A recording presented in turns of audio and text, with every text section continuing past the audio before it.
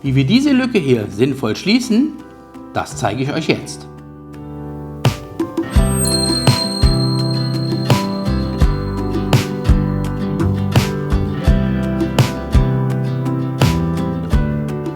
Hallo Freunde der bunten Klemmbausteine und herzlich willkommen zu einer brandneuen Ausgabe Lego World. Endlich ist es soweit, wir arbeiten weiter an unserer Upper Stone Street. Und als erstes, da gab es ja noch etwas zu tun, und zwar hier diese Lücke irgendwie gekonnt schließen. In den letzten Tagen sind auch endlich mal die Steine angekommen und ich habe mir noch so ein paar andere Sachen überlegt, wie wir das Ganze angehen wollen. Aber ich würde sagen, wir machen erstmal eins nach dem anderen, schließen diese Lücke und dann sprechen wir uns nochmal wieder.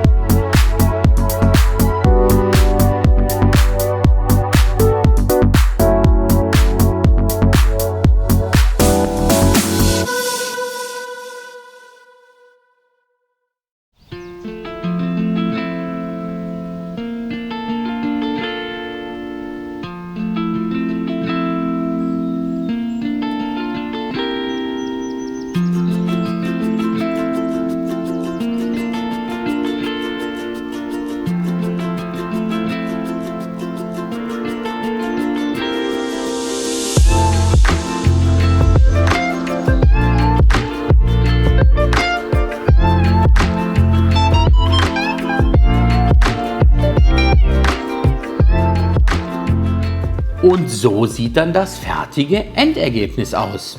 Eine kleine Gasse, die hier hinten in einem alten Holzzaun endet, rechts und links ein bisschen Efeu, was die Wände hochrankt. Jetzt haben wir natürlich noch ein Problem. Das Ganze braucht noch ein bisschen Tiefe. Und jetzt könnte ich natürlich unten in meinem Lego-Keller hingehen und die Wände ein bisschen hellblau anmalen und da ein paar Wolken drauf tupfen oder mir vielleicht eine große Fototapete kaufen und die hinter die Modelle stellen. Oder aber, wie sollte es anders sein, denn schließlich heißt das Ganze ja Lego World, wir bauen den Hintergrund aus Legosteinen. Deswegen habe ich mir hier auch noch ein bisschen helles Azur, also einen hellen Blauton bestellt. Und wie das Ganze, zumindest angedeutet, hinter den Modellen dann zur Wirkung kommt, das sehen wir uns jetzt auch noch eben an.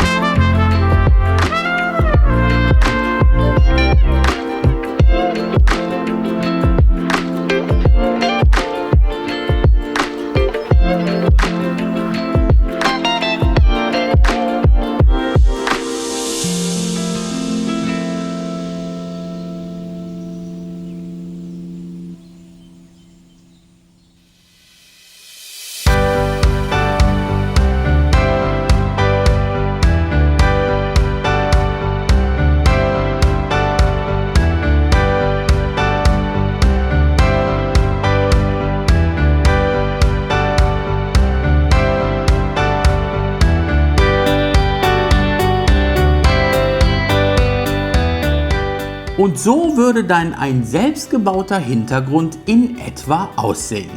Zugegeben, das ist jetzt nur ein kleines Stück, aber mir geht es einfach mal darum, um zu sehen, wie das Ganze denn so wirkt. Es gäbe natürlich noch eine andere Möglichkeit. Ihr seht jetzt hier, diese Wolke ist natürlich einmal in den Hintergrund mit eingebaut. Aber man könnte das Ganze natürlich auch in Form von runden Fliesen einmal hier vorne mit der Snop-Technik auf diese azurblaue Wand drauf snoppen. Dann hätte man nochmal ein wenig mehr dreidimensionale Tiefe. Jetzt seid ihr gefragt, welche Bautechnik soll ich einmal komplett für dieses Teilstück unserer Upper Stone Street hier hinter die Gebäude bauen? Diese Technik, indem wir die Wolken direkt in die Wand mit verbauen, oder die Technik, indem wir die Wolken dreidimensional auf die Wand drauf snoppen? Schreibt es mir gerne einmal in die Kommentare. Na, das wird eine ziemliche Materialschlacht. Doch bis dahin wünsche ich euch jetzt erst einmal eine gute Zeit, passt auf euch auf und wie immer, bleibt kreativ.